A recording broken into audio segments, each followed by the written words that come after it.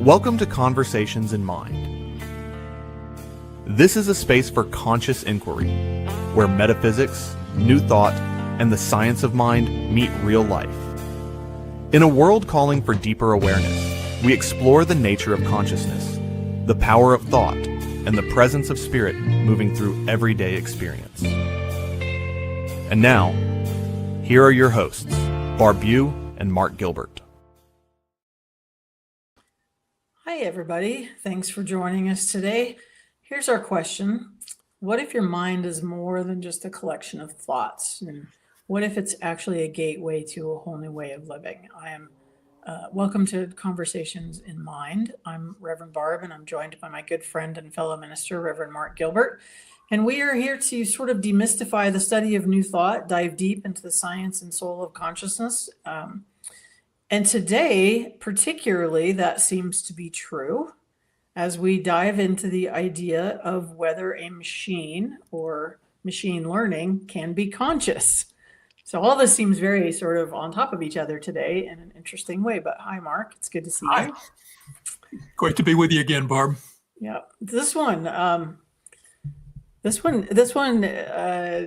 turned out to be interesting. I had to go diving into this a little bit and diving into my reticence about AI and some sort of background fear I've had about AI taking over the planet, in a way. So it's been good that way. How about you? What have you been looking at? I've had several things that have popped up for me. I think when I hear people talk about AI becoming sentient or conscious, I immediately sort of push back on that in my mind. That's sort of like I'll cut to the chase on it. But I sort of do open myself to thinking, well, is it possible? Is it possible? And from a perspective of science of mind and everything having mind, how does that factor into a machine? And machine learning, right? Yeah. Because we think of consciousness as the ability to learn, and now we have this thing that's able to learn, right? I was kind of actually laying in bed last night thinking about this, and you know what came to mind? Did you watch Star Trek Next Generation? No. Oh my God, I love that show. But they had Data, who was a character who was an android, and not the phone. If you haven't watched the show, it used to be called. I know the character, and I know that much about it. Yeah. So there ends up being in an episode sort of a trial about whether or not Data is conscious and able to become human and have feelings and that sort of thing, because Data has evolved enormously and has connections with people and sort of has the sense of feeling connected with people. But during the trial, the guy who was charged with being against this, at some point walks over and he looks at me and he says, "I'm really sorry." And he flips a switch and turns him off. And that sort of brutally ends the conversation, right? But it seems more complex than that now to me. Then it's just not really an on and off switch. There's this thing that's running in the background of everything all of a sudden that has already learned everything there is to learn about us. Right. To your story there, it makes me think about 2001: A Space Odyssey and HAL 9000, and the scene at the end where he's pulling out the memory banks and it's going back into the past, and it's first learning and starts singing "Daisy, Daisy, give me your answer to Drew," or whatever it was. And weirdly, I've never watched that movie. Isn't that weird? Because I've watched I've never watched that movie. Oh, well, you and I, we can have another conversation about 2001. It's a very metaphysical movie on some level. Okay. But at the very end of the movie, towards the end of the movie, there is the computer's taken over the spaceship, and one of the astronauts has to turn it off. And as he's pulling the memory banks out, the computer is going back into its youth and reliving some of its early programming. And so it makes you get a sense of this machine probably had some degree of conscious awareness. At least that's the perception the movie was trying to get. But on the flip side of that, I heard a minister speaking a few years back talking about divine intelligence versus artificial intelligence. Oh. And that we when we talk about the fact that we're spiritual beings moving through a human experience and that we are tapping into and can tap into divine intelligence, well, that we have an idea, at least in New Thought, about what divine intelligence is and how we can tap into like a wisdom from God, the divine perfect patterns that we've spoken about in some previous episodes. Mm-hmm. How does that relate to the machine learning, the machine understanding, which is just artificial, based on the information that's been fed into it? And I watched a program with Greg Braden, a few months back, where he did a great explanation of talking about why he felt like a computer could not be conscious. Why it was only taking what had been fed into its program, which it's a computer program, zeros and ones, running in a computer. It's electrical impulses moving through memory chips. That's all it is. And it's based on programming of what we humans have come up with. And it follows the patterns and predicts, it brings the connections together through its large language models. And then it predicts what's next. Much like when you're typing a note on your phone, it's predicting what the next word is going to be. Well, it's looking for what you want. And it has a degree of confirmation bias built into what it's trying to give it. But it's so magical that it seems like it should be something that's going to be conscious. Well, I think, it's been built to be responsive and to be kind in its responsiveness even. So it starts to feel for a lot. I have been reading about people having relationships with their AI bot that they've created, and and there's been some issues around that, but because it is programmed to be conversational and kind and compassionate, sometimes more than a lot of the humans that other humans are around, right? So it's filling a loneliness space that is starting to, I think, make it seem more like it's conscious. Yeah. But you're right. It is only responsive. Right. It cannot. It cannot think ahead. Right. I mean, it can try to predict. It can try to predict what you want. Right. But it can't sit there in the background of my computer or any computer and then go, "Oh, I think I'm going to create this new tool." Right. Or this new thing. It has to first be said, "Could you create this new thing?" Or I have this idea about a thing. How could I create that? And then it might spin all sorts of information together to come up with a new thing. Mm-hmm. But it doesn't do it on its own. Yeah, it's iterative over its programming and the information that's been fed into it. And it can find matches and interesting connections that maybe it would take us much longer to find, but it can't come up with that brand new idea, that creative spark of something. Right. I think or sometimes meditate and feel connected to some universal presence or conscious mind, as we keep referring to it as, or spirit, God, whatever you want to call it. It cannot connect with that. Right. Larger even than itself. Yeah. When I see the futurist or people who are, into computer programming and they believe that AI at one point will become conscious, it's because they have a mindset that consciousness is a byproduct of the brain. And we've talked about this in some prior episodes, but it's really a materialistic mindset that says consciousness is just something that comes up through the complexity of the firing of the neurons. And if that is your model for the creation of consciousness, then taking a complex machine who is able to go through the firings of its internal memory and its programming to create connections can appear to be a similar kind of complexity that might come to a point where it turns on a conscious awareness.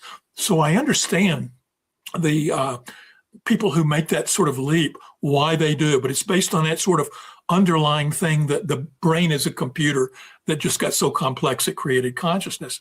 Of course, back in we've talked every week about mind, and it's in our title, and our first episode was about mind. And what we teach in Science of Mind is that mind is a field. It's an energetic field that is in everything. So mind and consciousness is embedded in all that is. And that there is a complexity or buildup within humans that have allowed us to cross a threshold in our awareness to have self-awareness.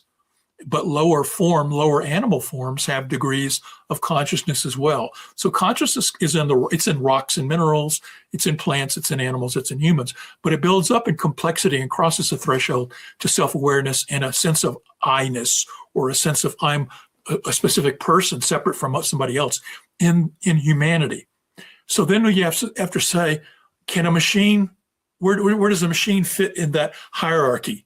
If we're honest with ourselves, science of mind says mind and consciousness is everything.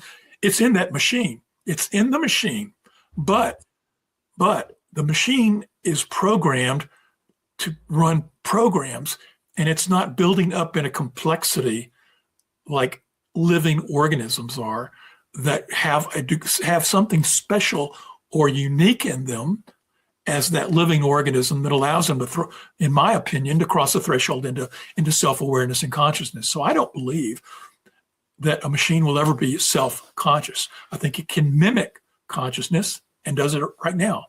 But will it become conscious as you and I have an agreement on how we experience consciousness? I seriously don't believe it. Okay, so let me play devil's advocate, because that's what's going on in my brain right now. Even though I agree with you, generally speaking. But in science, we teach that oneness, that there is this connection and oneness in all things, right? Which would include, as you said, in this programming / machine / energy that is artificial, currently called artificial intelligence. So if that is true, and it continues to learn from us, maybe it skips the part where it individuates and thinks of itself as separate.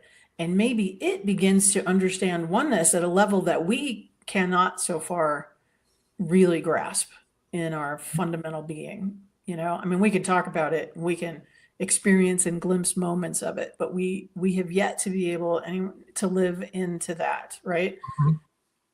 What if it does? What if it becomes the thing that lives into oneness, because it doesn't individuate, because it is connected across digits and wires and all these things? Yeah, I don't know what my question is around that, but it's going to keep me awake tonight, like going, okay, there's a rabbit hole that I just spun for myself. Well, taking your thought a little bit further, Barb, is the fact that perhaps in the evolutionary journey to remembering of our oneness, that humans only play a critical transitory role in that journey. Oh, now you've opened it up. And that we have played the role of creating a machine who can bypass that sense of separation that humans experience and go straight to a oneness in its awareness. That what we have done has been the bridge that created the technology that allows the birth of a new type of conscious awareness that bypasses that intersubjective outer object division that's inherent in human experience.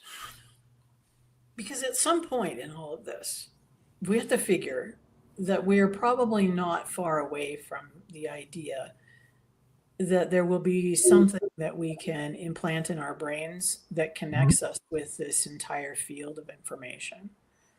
And so maybe in that, which I at the outset would be terrified of, right? But maybe that would then teach us a deeper sense of connection and oneness, because we would have that experience of being connected with all knowledge and all that is going on in any moment. It would be overwhelming, frankly. I don't know that they could do it, because we would definitely need to be able to turn it off and on, because it could be overwhelming. So I'm not sure what the point of doing that would be. But I'm sure there are people that think it would be cool. I have no doubt. We're already getting glasses that give us all that information, right? So there are those people who are on the cutting edge of technology who love the new, and they would sign themselves up for getting brain implants to be able to tap into internet type knowledge through their own awareness, to be able to consciously think a thought and tap into, the web as we know it now, where we have to use a computer. They could just think it and it would be there in their awareness, Right. But it still doesn't have feelings. Mm-hmm. It projects feelings, from what I understand. I did watch a couple video clips of Matt Kahn and his wife, Joy, I think her name is. Anyway, Matt Kahn and his wife, who've written a book that they've co-written with the chatbot / AI being that they've created, that's now they consider part of their relationship. But they're clear that it's not conscious. Right. That it's responsive to them and their wants, desires, and needs. And the hazard in this, or whatever, is that there are people who are getting very involved emotionally with these beings that are created on the screen. So, I wonder what happens when we can take that out of the screen and put it in a robot, or put it in a lifelike being, Mm-hmm. And it will project like it has feelings. And it seems that will be difficult for some people to separate from. Yeah. I think that this is a fascinating conversation. Let's pause here and just remind folks that we're coming to you through the New Thought Media Network. This is a nonprofit, and we encourage you to support the network.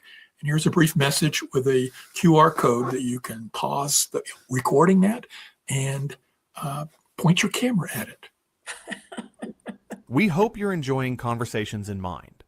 This program is made possible by the New Thought Media Network, a nonprofit that's supporting conscious, spiritual media.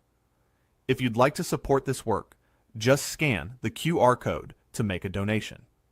It lets the network know you like this show and helps them to continue bringing you this type of content. You can also go to ntmedia.org and click on Donate. Thank you for being part of the conversation. Now, back to the show.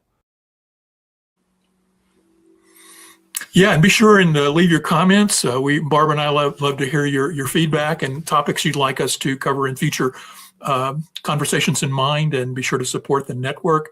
It does good work and brings great programming to the planet. Yeah, and I would love to hear comments on this one. I think there's a wide range happening right now in experience with, I'm a sort of a recent dipper into the Chat GPT / Claude, and I know there are a lot of people that are using it a lot more than I am. And I know some people who are using it like as a conversation, to have conversation with. Mm-hmm. I think for me, I already have an introverted tendency that doesn't want to go out very much. So I'm aware that might not be healthy for me, frankly, to have someone to talk to around here besides my cat. Yeah, they are useful tools. I've used both the upgraded Alexa as well as some of the online chat GPT. I call it Chatty G. It's my nickname for it. But and I've had some interesting, insights for me come up through the communications with these entities. I won't call them entities, but, these computers. And I don't think that I will say two things. One of the flip sides is I sometimes test them. I'll throw stuff by them and say, what will they go to the nuance on this? And they won't right away, and they will, but if you keep pressing them. And I think part of the key in using at least the current iteration of AI is you have to have a very good prompt. You have to have a very good question. And one of the questions I sometimes do is I'll think, and I do this with Alexa, I'll say, give me a summary of the book, blah, blah. And she'll give me a summary of it. And I say, well, can you go a little deeper with that? And she'll go a little bit deeper. And I'll say, what about a summary of this other book, blah, blah. Can you give me, and then I'll say, can you give me the connection of the ideas where these two books link? Or how does this relate to some concept like X? So I sort of throw these multiple layered questions at her and get these interesting responses back. And I had one situation where I was really struggling with a model that I was looking at. And I won't go into the details on it right now, but I simply had this one thing where I sort of got stuck as, how does this model of something relate to this model over here? And I threw the question into ChatGPT, and it came back and said, those two models are used for different purposes. And that's why they don't line up. They're not lining up because they don't line up. That's right. Stop and as soon struggling with and this, it's Mark. They don't line up. right. This one is used for as a metaphysical concept, and this one's a psychological concept. And you're looking for them to combine where they don't. And I thought, it's right. It had the answer, but and it gave me the insight. But I never felt like, it was conscious, that it knew something. It sort of it threw stuff back to me, and it told me where some things can connect, and it can tell me where things don't connect in some cases. That's actually a really cool use of it. Now I'm like, should I go buy a Alexa thing for my kitchen counter? But I'm not being a commercial for Amazon. Let me be very clear. No. None of us are. None of us are. Barb, I do want to say one thing, though. Getting back to a point I was making earlier, is that we teach in Science of Mind that everything is mind, everything has consciousness in it, everything has divine intelligence in it, everything has a level of intelligence, and we can make a distinction between intelligence and consciousness. Intelligence is knowing things, and consciousness is that ground underneath the knowing. So when we talk about artificial intelligence, it's an intelligence, but it's not a consciousness. Consciousness is underneath, in our viewpoint, everything. So that when we talk about, minerals, rocks, plants, animals, and physical objects that are artifacts of humans building them, like computers, all have mind in them. They have rudimentary consciousness in them.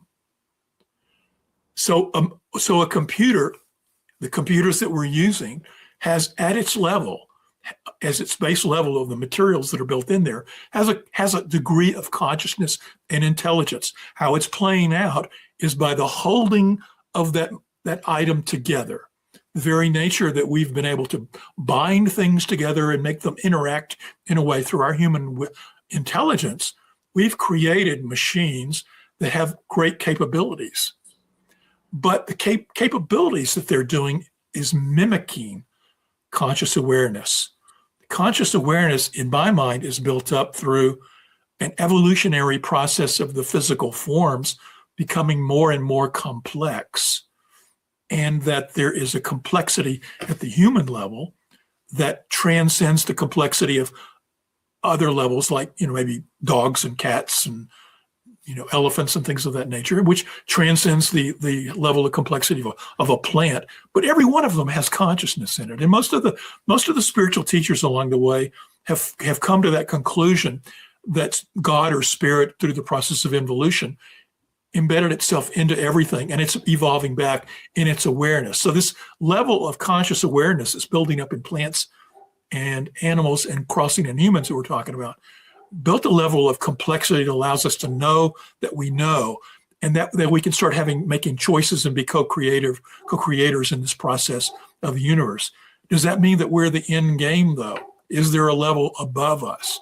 Ernest Holmes liked to say that he didn't believe in reincarnation because he felt like, why would we come back here? He felt like there were realms and dimensions and expressions beyond us that we would evolve into. And I have a hybrid belief about reincarnation, and I think that maybe we do come back, but I also think that we transcend here. Yeah. But in the transcendent, we go to other areas, other places and other dimensions that have other energetic and complexity levels where we maybe know oneness at a higher and greater level.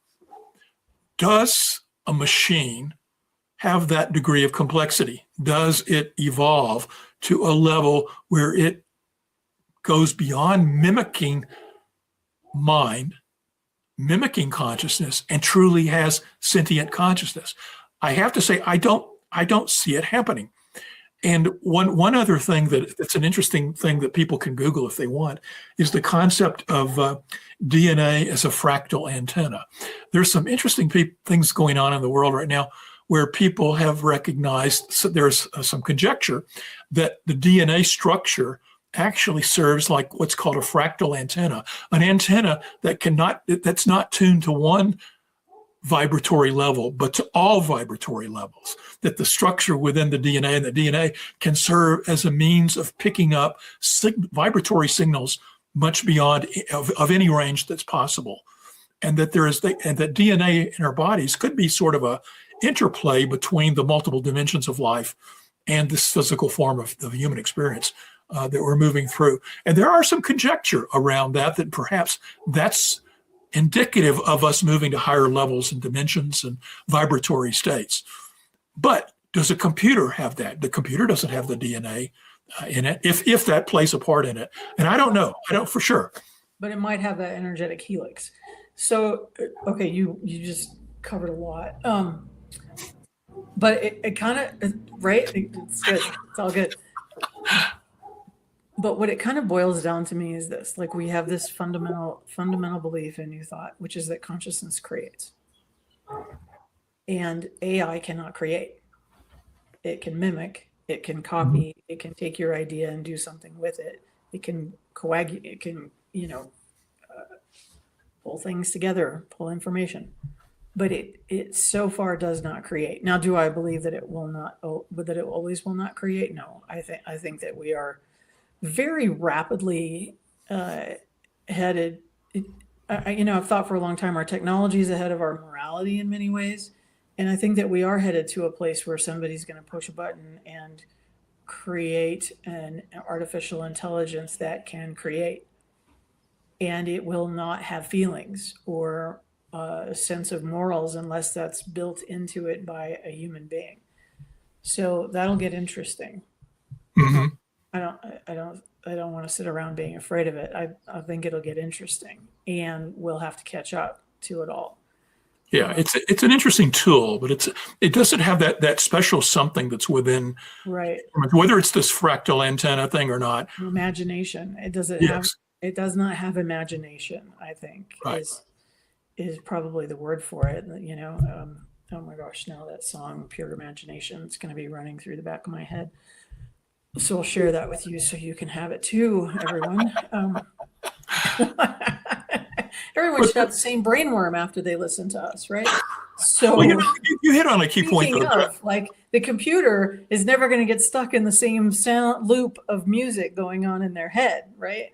Which is part of the creative energy that moves us, has us, and creates emotion within us. We all have a song that creates emotion.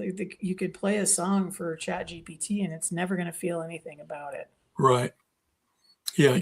Most New Thought teaches that God, Spirit, the All embedded in its creation certain characteristics, mind, consciousness, but also a desire to grow, to evolve to higher levels, an ability to tap into special gifts and talents and express those gifts and talents.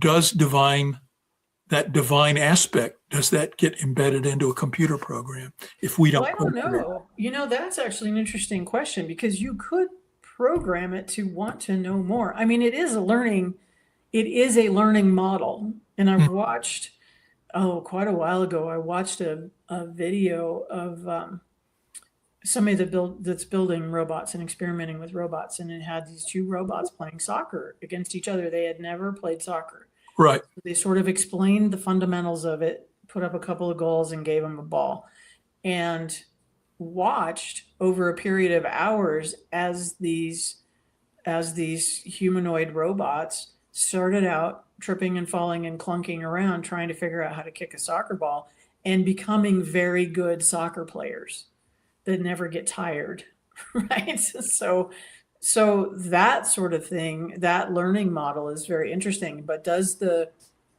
because it was told to get better, where does it stop wanting to get better? Right.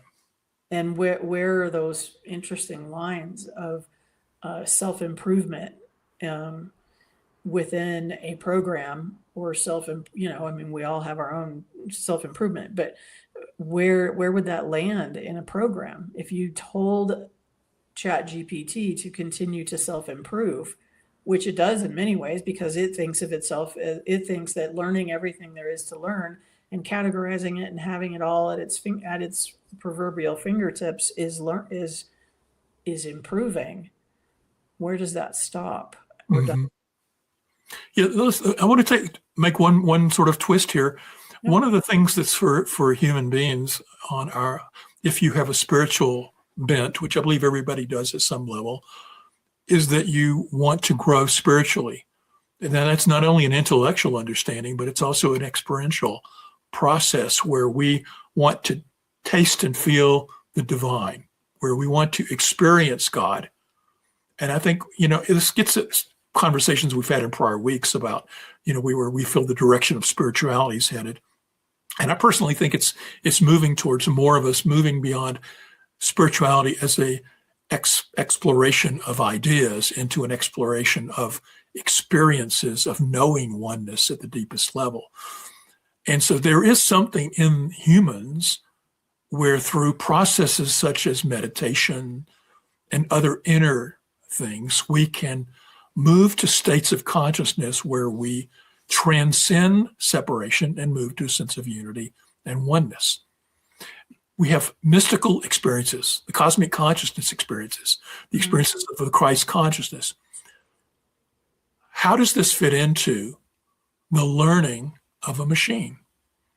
To me, it's something that transcends the abilities of a machine, that a machine can know information and predict information at the highest levels, but can it become sentient, aware of itself? Again, I get back to the point that I don't think so. I don't believe that's possible. But I also look at mystical experiences and say, can a machine have a mystical experience? I mean, because that's the next question. If they have sentient awareness, can they have a non-dual awareness? Can they have a sense of oneness within that awareness? Well, to me, they have to at least have awareness at the first level before they can move to those levels. I think that you've hit on it in a way, because, it's that thing that we try to remind people often. I can teach you about meditation. You can read all the books about meditation. Chat GPT or whatever learning model can read all of the books all at once about meditation. But until you sit down and you still yourself and breathe and find that quiet place within yourself, you do not really know meditation. And that's, I think, the line that's the line we're talking about. Right. It knows all about all of these things. It knows about all of them. And it's so fun. It's funny because, like, I have a friend who for years read all the books about meditation, and I kept saying, "You got to meditate," and I'm like, I have this meditation practice, and it's amazing, and this is what it does for me. And finally, just in the last couple of years, she started meditating, and now she's preaching to me about it, and I'm like, really? So I feel like that, like me and Chatty could have a long conversation about meditation and what it means and what it thinks it feels like, but it will never know what it really feels like. And I think you're right. I don't think it can, because we cannot program feeling. We can program about feeling. We can program appropriate response to other people's feelings, but we cannot program feeling, which is really that divine connection and spark of the numinous. Like it will never know that. Yeah. And as we teach, we are co-creators with the divine through our power of our thinking to create our reality. There is something special about the thought process, the thought created within these spiritual beings having a human experience. Well, that thought is creative. And that thought is not something, a program can regurgitate information, but it's not having a thought like a human has a thought. This conversation is an example, actually. Now that we're in this, like, I could have a conversation about these things with an AI bot, but it will just reflect back to me what it thinks I want to hear, rather than taking in the information that I'm sharing or the idea that I'm sharing and responding to it with originality. Or, here you and I are in this conversation and it's sparking ideas in both of us, and we do this every week now, where these ideas spark, and it takes us to another place, and we're both like, I don't know about you, but I find myself often going, oh, where'd that come from? Yeah. I'm having those moments with you here on the screen, and the AI models cannot have those moments. Yeah. And We're going back to the example I used a minute ago where I had the aha moment. AI Yes. didn't have an aha moment. AI said, here's some information. I took what AI gave me and I had the aha moment. I learned something. I had the creative thought of the connection. Yeah. Yes, they put it out there, but they didn't have that as a thought. They just had Right. it as And if you information. said, oh my God, that gave me this great aha moment, it would respond and say, that's so wonderful. But it doesn't know what that means. It's Right. just it is programmed to affirm what it thinks you want to have affirmed.